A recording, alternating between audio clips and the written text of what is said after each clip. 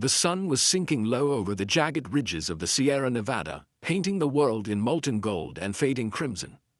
In the distance, a single rider made his slow way along a forgotten trail. His name was Samuel, Old Sam, Watterson, a prospector whose life had been spent chasing the shimmer of gold dust and the whisper of fortune in the wind. His beard was silver now, his back bent, and his mule limped as it carried the last of his earthly belongings, a few sacks of flour, a battered pickaxe, and an old leather map case, worn smooth by decades of use. The map had been his secret, his burden, and perhaps his curse. It was drawn by his own hand 40 years ago, marking a place he had never told another soul about. The place where, he claimed, heaven had kissed the earth and left its glitter behind.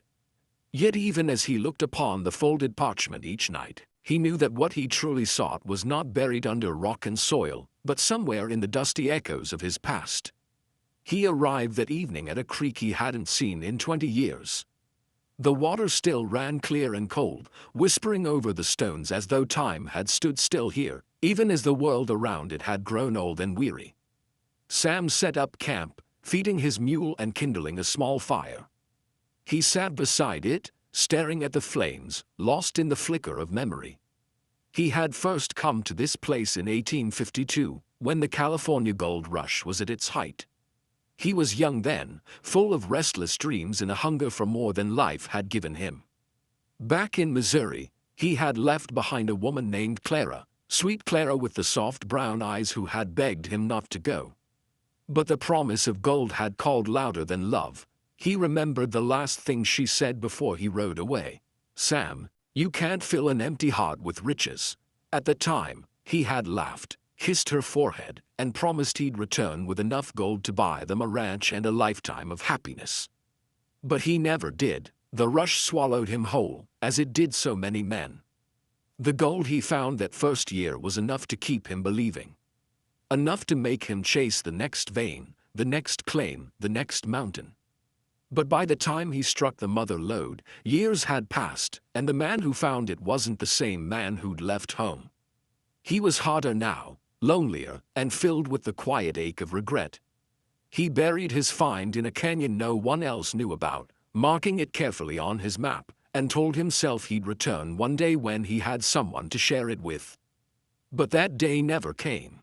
Now, 50 years later, Old Sam sat alone by the same creek, the map trembling in his withered hands.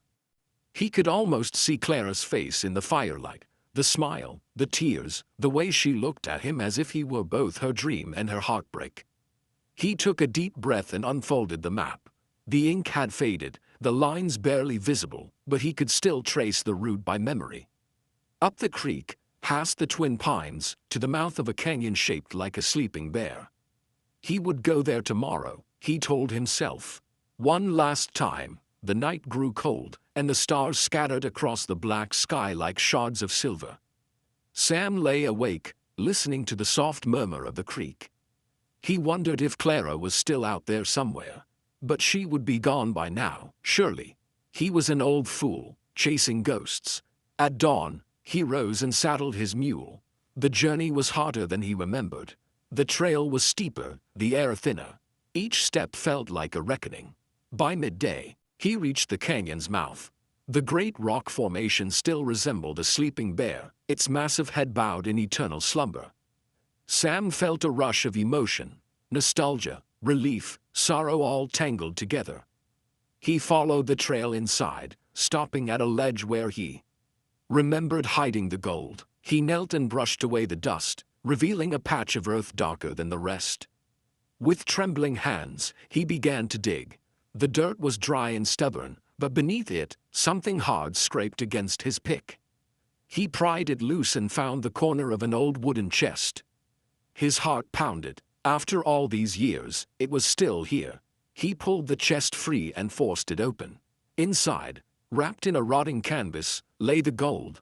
Dozens of nuggets, still gleaming faintly even after half a century underground.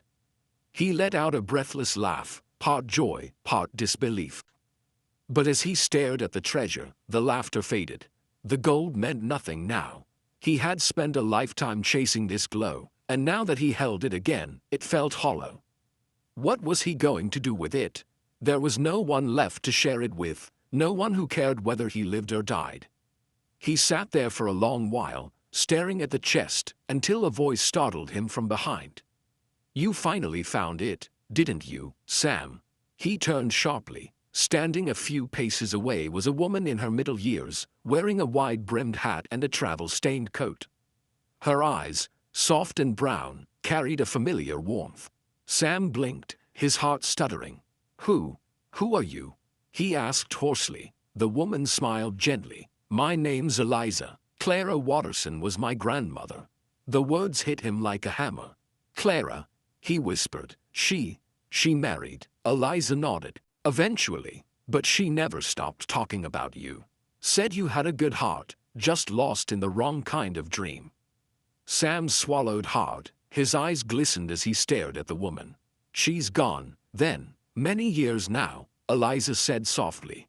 "But she told me if I ever found you, or your gold, I should tell you something." Sam's voice trembled. "What was that?" she said. "Tell Sam that love outlasts gold, and forgiveness waits longer than time." For a moment, neither spoke.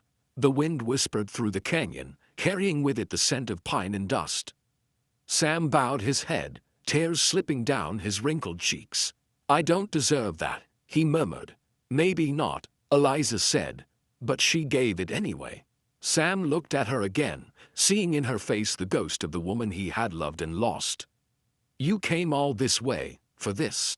Eliza smiled faintly. "Not for the gold, for her story, for yours. I wanted to see if it was true."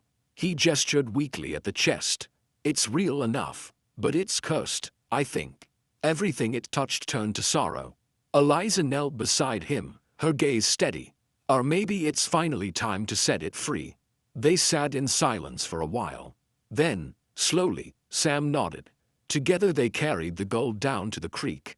As the afternoon sun blazed overhead, they scattered it into the water.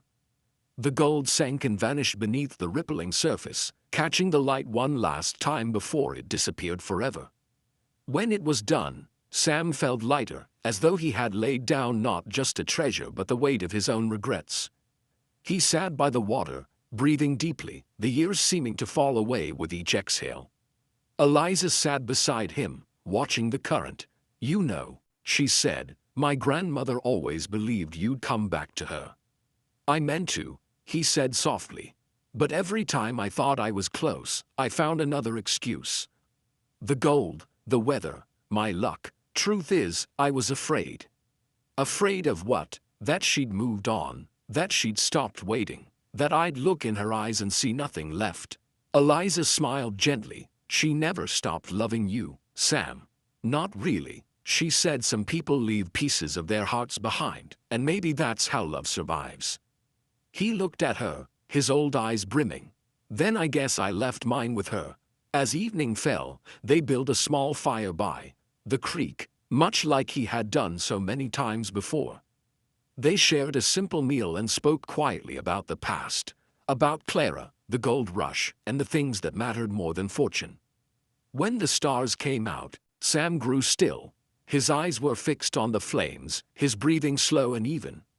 Eliza thought he had drifted to sleep, but when she touched his hand, she realized he was gone. His face was peaceful, a faint smile lingering on his lips, as if he'd finally found what he had been searching for all along. Eliza wept softly but did not feel sorrow so much as gratitude. She buried him there by the creek, beneath the twin pines that marked the start of the canyon. On his grave, she placed a small stone with the words she had written in her journal. "Here lies Samuel Watterson. He found love where gold could not shine." Years later, travelers who passed through the valley spoke of a place where the water shimmered with faint traces of gold beneath the surface, as though the earth itself remembered the old prospector's secret. Some said it was cursed, others said it was blessed. But those who stayed long enough to listen to the whisper of the creek swore they could sometimes hear a man's voice in the wind, soft and content, calling a woman's name. And if they listened even closer, they might just hear her answering. For in the end, The old prospector's map had not led to treasure in the earth, but to something far richer, proof that love, once lost, could still find its way home.